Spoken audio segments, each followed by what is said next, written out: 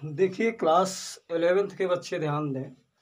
आपके यहाँ चल रहा है कार्बनिक अणुओं में इलेक्ट्रॉनिक विस्थापन या स्थानांतरण से उत्पन्न प्रभाव, यानी क्या इफेक्ट पैदा होते हैं ऑर्गेनिक मॉलिक्यूल में उनके इलेक्ट्रॉनिक डिस्प्लेसमेंट द्वारा। हम इसको बता रहे हैं और इसके लिए मैंने 2-3 प्रभाव बता डाले आपको। एक तो जिसमें से इंडक्टिव इफेक्ट बताया, पीरियडिक प्रभाव। दूसरा मैंने इलेक्ट्रोमेरिक इफेक्ट बताया, यानी इलेक्ट्रोमेरिक प्रभाव। और तीसरा प्रभाव आज मैं बताने जा रहा हूँ अनुनाद प्रभाव। आज आप पढ़ेंगे अनुनाद प्रभाव के बारे में। रेजोनेटिंग इफेक्ट, रेजोनेटिंग इफेक्ट के बारे में we study about to resonating effect. Resonating effect में एक वर्ड निकल कर आया रेजोनेंस, यानी अनुनाद। रेजोनेंस से हमारा मतलब अनुनाद। अब ये अनुनाद क्या है? सबसे पहले तो बच्चे ये जाने कि अनुनाद होता क्या है। दरअसल अनेक कार्बनिक अणु हैं, अनेक कार्बनिक अणु या फिर कह लीजिए आयन, जिनके गुणों की व्याख्या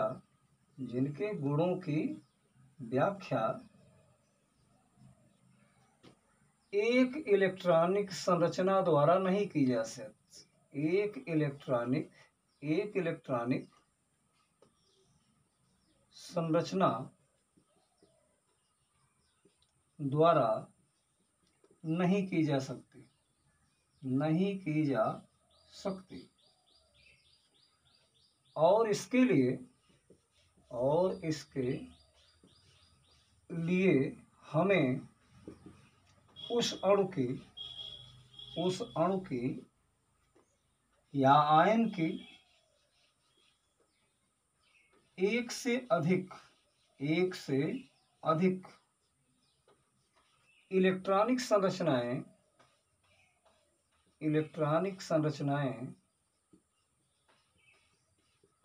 लिखनी पड़ती हैं,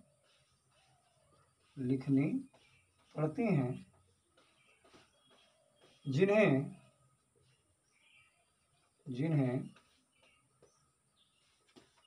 अनुनादी संरचना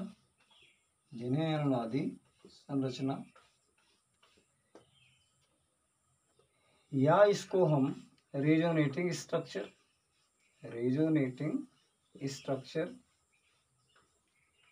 या फिर इंग्लिश में इसको कैनोनिकल स्ट्रक्चर कहा जाता है। इस परिघटना को, ये जो किया जा रहा है, इस फेनोमेनन को, इस परिघटना को अनुनाद कहते हैं।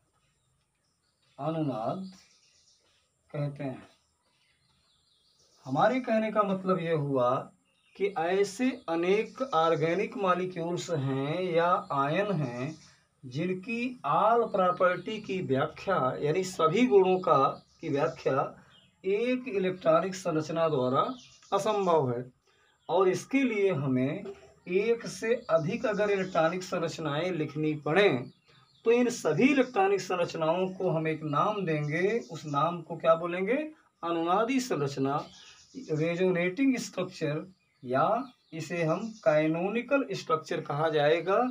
और इस परिघटना को, and this phenomenon called as resonance, इस परिघटना का नाम होता है अनुनाद। तो अनुनाद के लिए पहली चीज, अनुनाद की कंडीशन क्या है, क्या होना चाहिए अनुनाद में? सबसे पहले पाई इलेक्ट्रॉन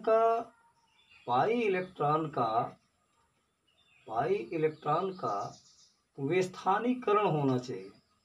विस्थानीकरण, जिसको हम इंग्लिश में कहा जाता है डेलोकलाइजेशन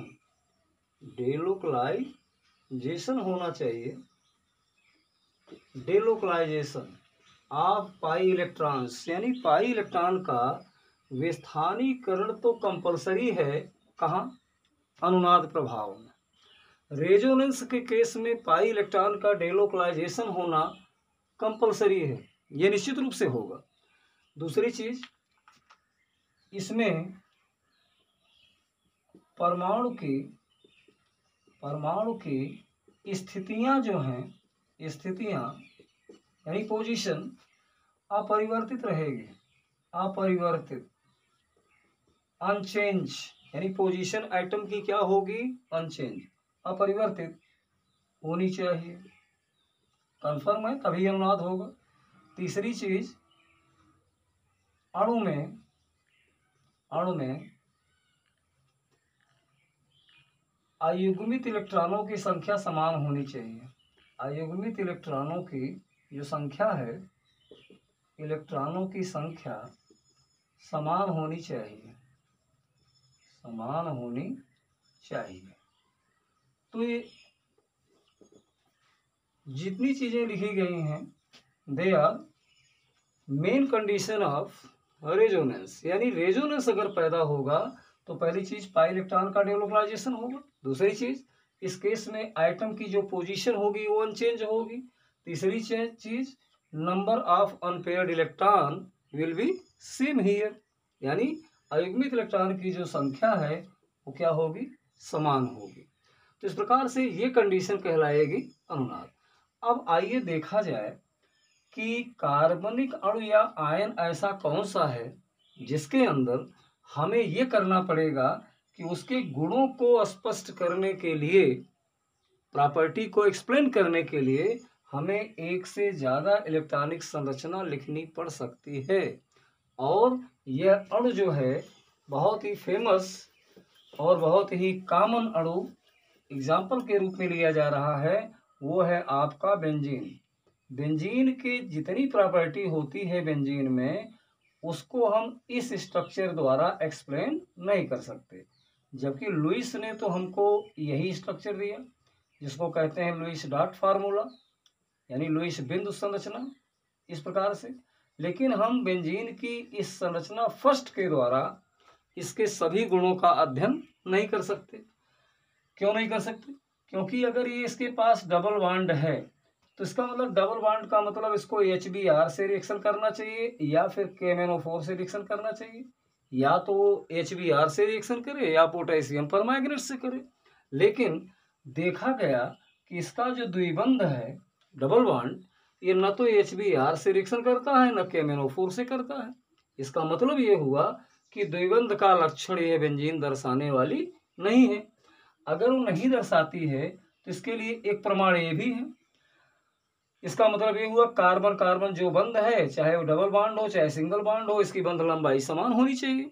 और अगर समान बंध लंबाई होगी तो इसकी, यानी कार्बन कार्बन डबल की और कार्बन कार्बन सिंगल की, ये जो बंध लंबाई यानी बॉन्ड लेंथ, ये इसको अंग्रेजी में बॉन्ड लेंथ, ये पाई गई 1.39 एंगस्ट्रॉम। यानी इसकी इस संरचना में देखा गया कि इसकी बंध लंबाई भिन्न होनी चाहिए, क्योंकि ये डबल बॉन्ड की बंध लंबाई अलग होती है। वो कितनी होती है? डबल बॉन्ड की बॉन्ड लंबाई होती है 1.34 एंगस्ट्रॉम, ये बॉन्ड लेंथ है इसकी डबल बॉन्ड की। और सिंगल बॉन्ड जो होता है, इसकी बॉन्ड लेंथ कितनी होनी चाहिए? इसकी बॉन्ड लेंथ होनी चाहिए बंध लंबाई 1.54 एंगस्ट्रॉम। तो हमारे कहने का मतलब कि बेंजीन के अंदर न तो बंध लंबाई एकल बंध को मानती है और न उसके डबल बॉन्ड को मानती है, उसकी बंध लंबाई एक नई हो जाती है 1.39 एंगस्ट्रॉम। इसका मतलब कि कार्बन में सारे बंध जो हैं क्या हैं? इक्वल है, समान है। तो समान होने का मतलब ये हुआ कि अब इसका मतलब इसके अंदर रेजोनेंस हो सकता है, ये संभावनाएं क्रिएट हो जाएंगी। और उसके बाद अगर मान लीजिए इसकी हमें दूसरी रेजोनेटिव स्ट्रक्चर लिखना पड़े तो कन्फर्म है कि अब इसमें देखो, पहली चीज ये होगी कि अनुनादी संरचना लिखने के लिए मैंने बताया कि पाई इलेक्ट्रॉन का डेलोकलाइजेशन होना चाहिए, विस्थानीकरण होना चाहिए। इसका मतलब ये डबल बॉन्ड पहले यहाँ था, अब यहाँ आ जाएगा। ये डबल बॉन्ड पहले यहाँ था तो यहाँ आ जाएगा। ये डबल बॉन्ड अगर यहाँ था तो यहाँ आ जाएगा। लेकिन मैंने ये बताया कि परमाणु की जो पोजीशन है वो अपरिवर्तित रहेगी, यानी कार्बन का कार्बन और हाइड्रोजन अपनी जगह पर मौजूद रहेगा इस प्रकार से। तो अब हमारे कहने का मतलब कि ये बेंजीन की संरचना क्या है, सेकंड है। तो फर्स्ट और सेकंड संरचना द्वारा हम बेंजीन के फिर भी गुणों का अध्ययन नहीं कर पाते, जबकि इसको हम इस दोनों संरचनाओं को कहा जाएगा कैकुले संरचना। इसको कैकुले संरचना बोला जाता है, चूंकि कैकुले नामक वैज्ञानिक के द्वारा ये कैकुले संरचना, और इसी को आप अनुनादी संरचना कह लीजिए, अनुनादी संरचना है ये, और इसी को आप रेजोनेटिंग स्ट्रक्चर या फिर कैनोनिकल स्ट्रक्चर कह सकते हैं। इस संरचना का, इसकी जो अनुनाद संकर संरचना है उसमें योगदान 80% होता है। 80% यह बेंजीन की वास्तविक संरचना में कंट्रीब्यूशन करेगी। इसका मतलब कैकुले संरचना मोस्ट इंपॉर्टेंट संरचना होगी बेंजीन की। और इसके अलावा कैकुले के अलावा देवार नामक वैज्ञानिक ने भी 3 बेंजीन की संरचनाएं दिया, लेकिन उसका अनुनाद संकर संरचना में यानी रियल स्ट्रक्चर में बेंजीन के मात्र योगदान 20% पाया गया। तो 20% का मतलब हम उसे इग्नोर कर देंगे और लिया जाएगा कैकुले स्ट्रक्चर को। अब इसमें एक चीज आपको ये जाननी होगी कि अगर ये दोनों संरचनाएं बेंजीन की लिखी जा सकती हैं, इसका मतलब बेंजीन की वास्तविक जो संरचना होगी वह इन दोनों संरचनाओं का क्या होगी, एक संकर होगी, हाइब्रिड होगी। अब जैसे बेंजीन की ज्यादा कॉमन संरचना जो अनुनाद संकर संरचना है वो इस प्रकार से लिखी जाती है। ये इसको कहते हैं अनुनाद संकर संरचना, अनुनाद संकर संरचना। इसको बोला जाता है resonance, resonating hybrid structure, hybrid structure बोला जाता है। और वास्तव में यही स्ट्रक्चर रियल स्ट्रक्चर है, रियल स्ट्रक्चर यही है। तो फिर इसका मतलब कैकुले स्ट्रक्चर क्या है, इमेजिनरी, इमेजिनरी स्ट्रक्चर है, काल्पनिक। कल्पना कर सकते हैं आप कि बेंजीन की कैकुले द्वारा दी गई ये संरचना इमेजिनरी होगी यानी काल्पनिक होगी। तो बेंजीन की जो रेजोनेंस हाइब्रिड स्ट्रक्चर है इसको क्या माना गया, अनुनाद संकर संरचना। अब इस हाइब्रिड स्ट्रक्चर में स्ट्रक्चर फर्स्ट की भी प्रॉपर्टी इन्वॉल्व हो जाएगी और स्ट्रक्चर सेकंड की भी प्रॉपर्टी इन्वॉल्व हो जाएगी। तो रेजोनेंस का एक प्रमाण आपने देखा कि इस प्रकार के स्ट्रक्चर होते हैं जिसको हम कहते हैं रेजोनेटिंग हाइब्रिड स्ट्रक्चर। इस स्ट्रक्चर के अंदर जितनी भी अनुनादी संरचनाएं हैं सभी की प्रॉपर्टी इन्वॉल्व है। जैसे आपने देखा होगा इस संरचना को हम क्या मान लें, घोड़े को मान लें, घोड़ा है मान लीजिए। इस संरचना को मान लें कि ये गधा है। तो घोड़ा इसलिए फेमस है तेज दौड़ने के लिए, और गधा इस बात के लिए फेमस है कि वो बोझा अधिक ला सकता है। लेकिन इन्हीं दोनों के बीच में हाइब्रिड एक खच्चर प्रजाति पाई जाती है। अब उस खच्चर, इसको खच्चर माना जाए तो खच्चर क्या है, घोड़े और गधे का हाइब्रिड है। इसका मतलब ये हुआ कि इस खच्चर के अंदर ये घोड़े जैसा दौड़ भी सकता है और गधे जैसा बोझा भी ढो सकता है। तो हमारे कहने का मतलब जो हाइब्रिड स्ट्रक्चर होता है उसमें दोनों के प्रॉपर्टी पाई जाती है। इस प्रकार से रेजोनेंस में आपने देखा कि रेजोनेंस की कंडीशन है।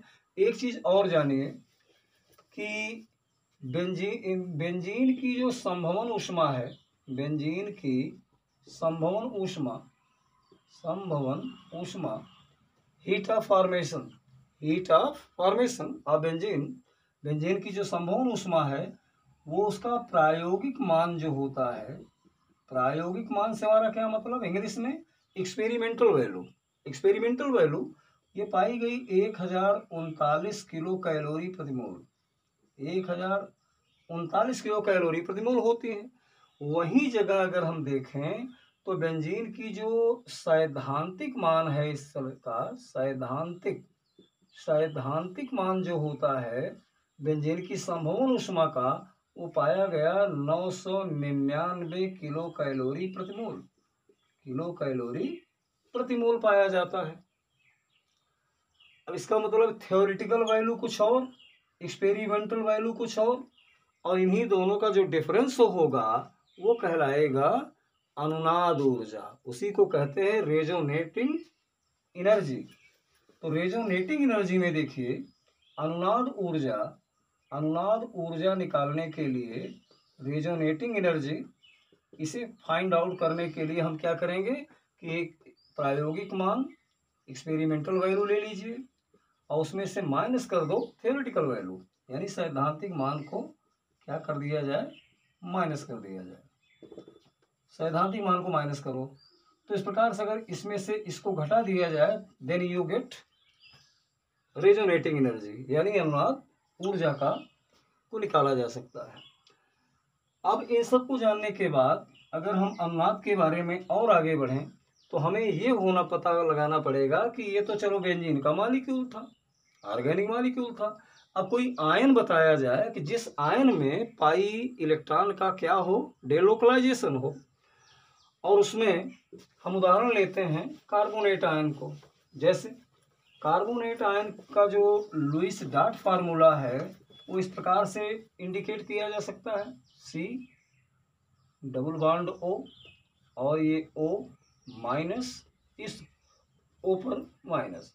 ये स्ट्रक्चर किसका है, कार्बोनेट आयन का, कार्बोनेट आयन। अब बताइए कि कार्बोनेट आयन के अंदर एक तो पाई इलेक्ट्रॉन है, और अगर एक पाई बॉन्ड मौजूद है तो पाई इलेक्ट्रॉन का क्या होता है, रेजोनेंस के केस में डेलोकलाइजेशन होता है। इसका मतलब तब रेजोनेटिंग स्ट्रक्चर डेवलप होगी।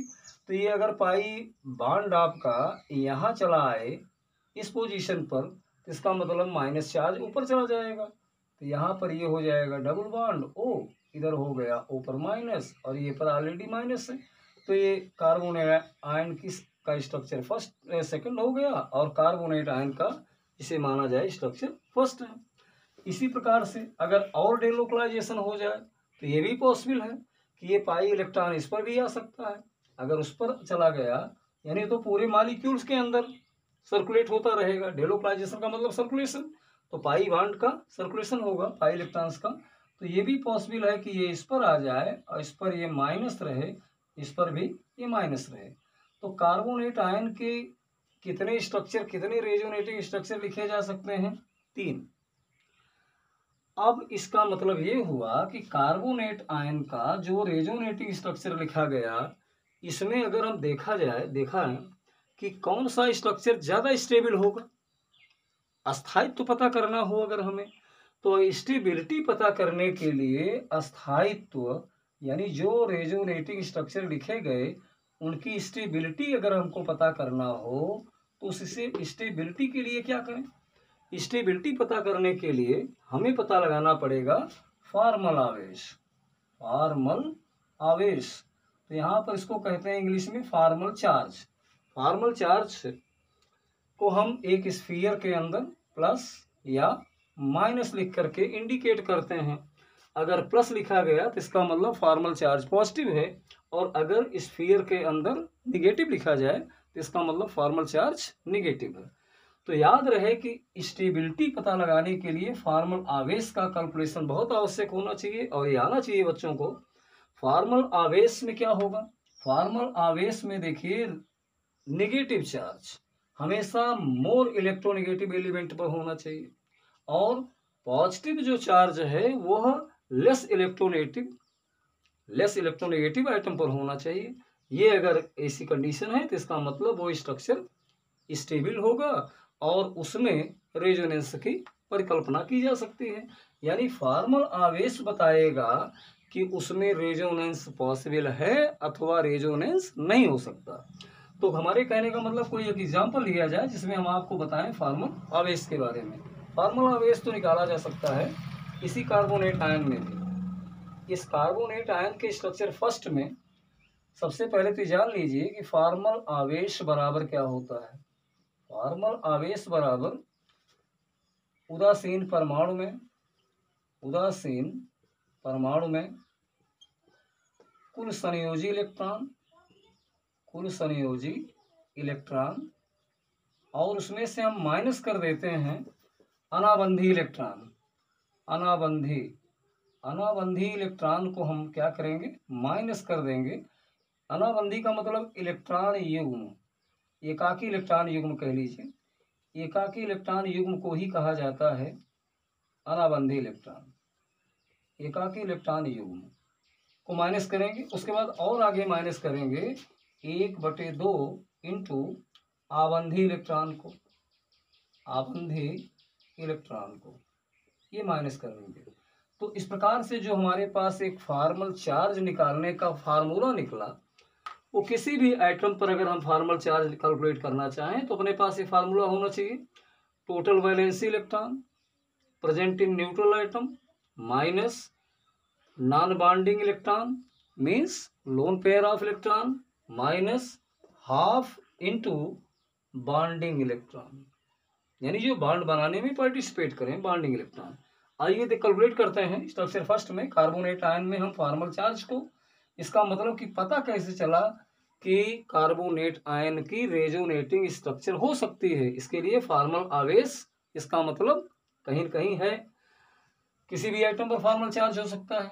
अगर फॉर्मल चार्ज जीरो होता सारे आइटम पर तो फिलहाल सोचा जा सकता था कि इसमें रेजोनेटिंग स्ट्रक्चर पॉसिबल नहीं है, लेकिन अब यहाँ पर देखा जाए तो कार्बन में निकाला जाए, कार्बन परमाणु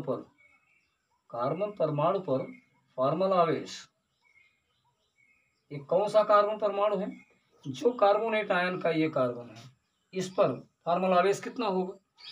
अब इसके लिए हमारे पास फार्मूला क्या है, उदासीन परमाणु में कुल संयोजी इलेक्ट्रॉन टोटल वैलेंसी इलेक्ट्रॉन, तो कार्बन का एटॉमिक नंबर 6 होता है और टोटल वैलेंसी इलेक्ट्रॉन यानी last electron called as valency electron, जो सबसे बाहर इलेक्ट्रॉन होगा इलेक्ट्रॉनिक कॉन्फ़िगरेशन में दैट इज वैलेंसी इलेक्ट्रॉन।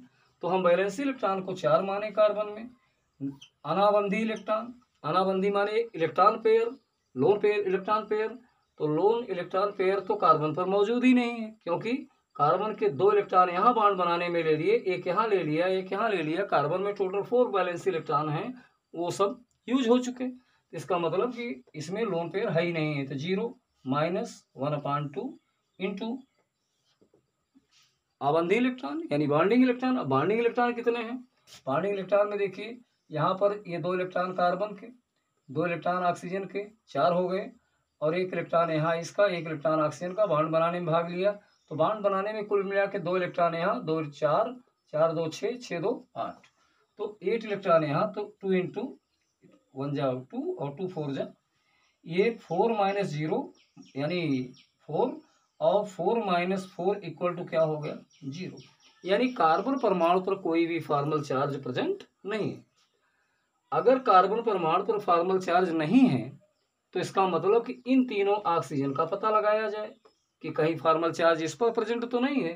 तो अब इसके लिए हमें यहाँ पर देखो ऑक्सीजन के आउटर मोस्ट सेल में टोटल इलेक्ट्रॉन कितने होते हैं 6, यानी 6 वैलेंसी है इसकी। अगर 6 वैलेंसी है तो इसका मतलब ये हुआ कि इस ऑक्सीजन में अगर आउटर मोस्ट में 6 इलेक्ट्रॉन है तो 4 इलेक्ट्रॉन बचेंगे और 2 इलेक्ट्रॉन तो पार्टिसिपेट कर लिए बॉन्ड बनाने में। इस ऑक्सीजन के लिए हम निकाल रहे हैं, तो इसको हम ऑक्सीजन फर्स्ट मान लें, प्रथम ऑक्सीजन, या ये कर लीजिए कि ऑक्सीजन परमाणु पर फॉर्मल आवेश। तो ऑक्सीजन परमाणु पर फॉर्मल आवेश निकालने के लिए इसमें ऑक्सीजन के वैलेंसी इलेक्ट्रॉन टोटल कितने होते हैं 6, देखिए फार्मूले में, माइनस अनाबंधी इलेक्ट्रॉन यानी नॉन बॉन्डिंग इलेक्ट्रॉन यानी लोन पेयर, तो लोन पेयर कितने हैं 2 2 4, यानी कुल मिलाकर के 4 इलेक्ट्रॉन है, इसको 4 कर लीजिए, माइनस 1/2 फार्मूले में है into bonding electron. Bonding electron कितने होंगे जो बॉन्ड बनाने में पार्टिसिपेट कर रहे हैं, ऐसे इलेक्ट्रॉन कितने हैं 4, तो 2 और 2 4, ये हो गया 4, ये डिवाइड कर दिया जाए तो कुल मिला करके यहाँ पर इस ऑक्सीजन परमाणु पर 6 माइनस 4 यानी 2 और 2 माइनस 2 बराबर 0, यानी इस प्रथम ऑक्सीजन परमाणु पर भी फॉर्मल चार्ज क्या है 0 है। अब अगर फॉर्मल चार्ज इस पर 0 है तो इसका मतलब कहीं इस पर निगेटिव क्यों लगा, इसका मतलब कहीं इस पर फॉर्मल चार्ज तो नहीं है। तो आइए सेकंड ऑक्सीजन पे निकाला जाए, और सेकंड ऑक्सीजन के लिए देखिए अगर इसमें 6 इलेक्ट्रॉन हैं तो इस प्रकार की कंडीशन इसमें ये होगी। तो 6 इलेक्ट्रॉन अगर हैं और एक माइनस लग गया है, तो कुल मिला करके अगर हम सेकेंड ऑक्सीजन पर फॉर्मल चार्ज को माने तो यहाँ पर वैलेंसी इलेक्ट्रॉन तो 6 ही होंगे, और उसके बाद इसमें लोन पेयर कितने होंगे, 2, 2 4 और 2 6, यानी कुल मिला करके 6 हो जाएगा। और 6 के बाद इसमें माइनस करके 1/2 फार्मूले में है, और उसमें बॉन्डिंग इलेक्ट्रॉन कितने होंगे, बॉन्डिंग इलेक्ट्रॉन तो केवल कितने हैं, 2 हैं। अगर ये 2 कर दिया जाए तो कुल मिला करके 6 - 2, और ये 2 अगर कर दिया जाए तो ये कुल मिला करके कितना हो गया, यानी कुल मिला करके ये हो गया बॉन्डिंग इलेक्ट्रॉन यहाँ 2 है, तो 2/2 इसका मतलब 1। जब अंश और हर का मान दोनों इक्वल हो जाए, यानी 2/2 मीन्स 1, तो 6 - 6 - 1 इक्वल टू हो जाएगा अब यहाँ पर -1। तो -1 का मतलब हुआ कि आप इस ऑक्सीजन परमाणु पर आप इस तरह से स्फीयर लगा करके माइनस का सिंबल लगा दीजिए, इसका मतलब निगेटिव फॉर्मल चार्ज इस पर प्रेजेंट है।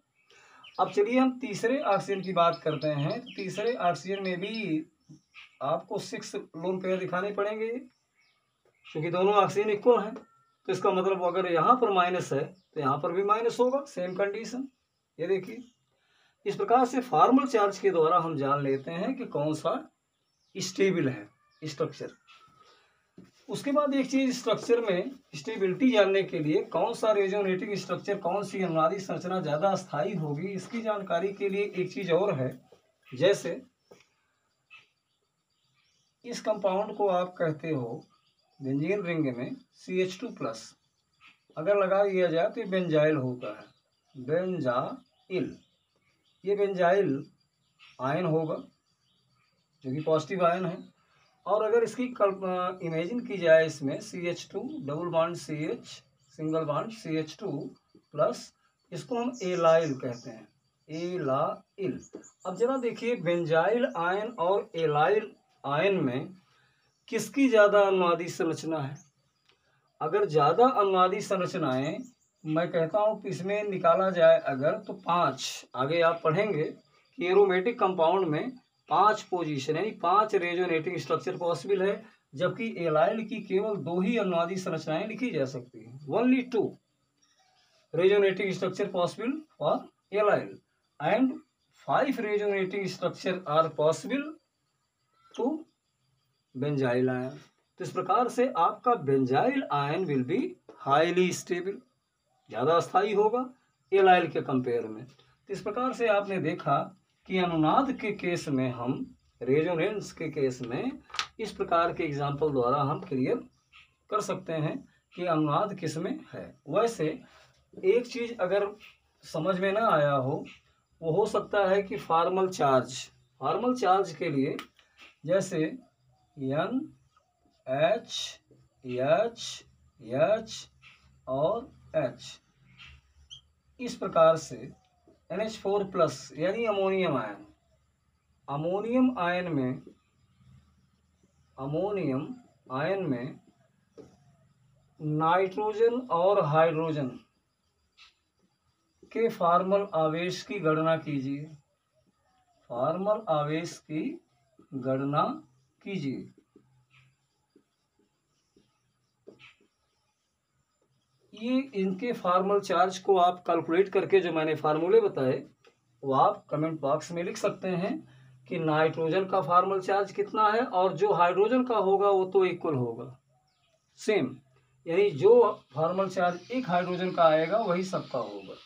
तो नाइट्रोजन और हाइड्रोजन के फॉर्मल चार्ज को कैलकुलेट करना है इस वीडियो की हेल्प से।